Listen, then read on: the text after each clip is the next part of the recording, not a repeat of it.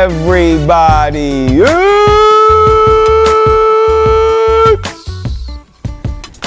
your man, Fitman. And today we are live from Glute City for today's topic on form matters.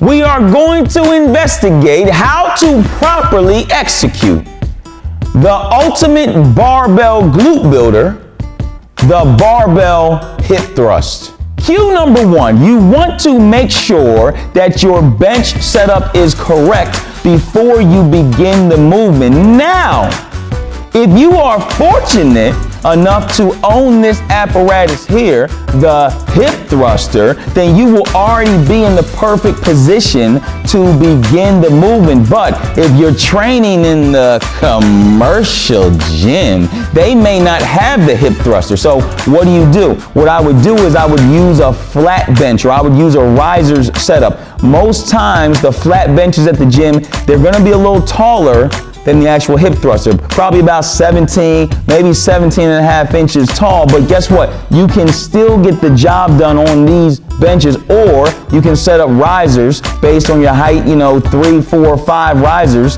and then you can start the movement that way. So just make sure that the bench that you're gonna use is at the correct height so that you can maximize what you're gonna get from the movement. Cue number two, you want to make sure that you are sitting upright. A mistake that I see many trainees and many lifters make is that when they set up for the barbell hip thrust, they're all sunken down, all right? They're starting the movement down in the sunken place. And if you perform your hip thrust like this, the only thing that's gonna stay in the sunken place is your glutes. So what you've gotta do is that you need to sit up and make sure that you're upright, okay? What this does is that A, it allows you to start the movement properly, but B, it gives you leverage, okay? Your middle back is now on the bench. If your upper back is on the bench, you're gonna slide down. The mid back is on the bench, and this is gonna give you leverage when you begin to push up and start the actual movement. Cue number three, you want to properly position your feet. Now, you're going to have to play around with your foot position so that you can find the ideal foot position for yourself. Two things that you don't want to do when your goal is to train your glutes is that you don't want to start with your feet out too far. What this does is that when you now execute the actual hip thrust movement, now your glutes were not really that involved, but your hamstrings took the brunt of the movement. That's not the goal when you're looking to train your glutes. So having your feet out far, that takes your glutes out of the movement. Also, if your feet are too far in, what happens is that now you cannot lock out the movement, okay? As you see, I am still slanted down. I don't have my hips up high because I can't push any higher. What you want to do, find the ideal foot position, and when you find it, as I said, you'll push up, and what do I feel now? Those glutes are contracting hard.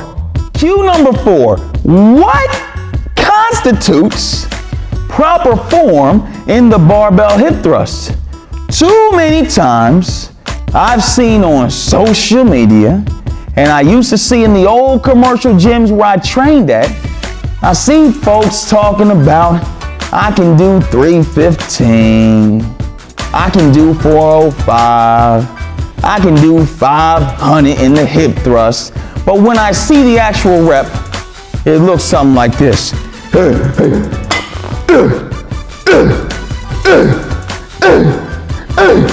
Come on, man.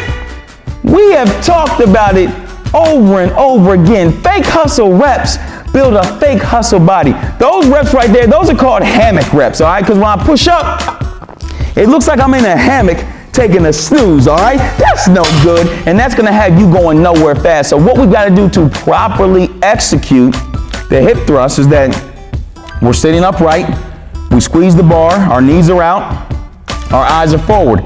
As we push up, we squeeze those glutes and our body is straight across, okay? We're not trying to arch our back like that and lean our head back like that. Our chin is down and we're locked in just like this, all right? The body's got to be straight, and the body's got to be rigid, okay? So you bring it down.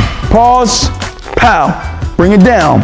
Pause, pow. Bring it down.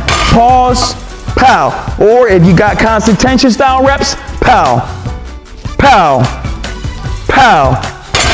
Either way you do the reps, what matters is that you get to a full lockout so that you can maximize what your glutes are going to get from the movement. When you perform your reps properly, now you're not going to have to worry about your jeans blowing in the wind and hanging off your behind.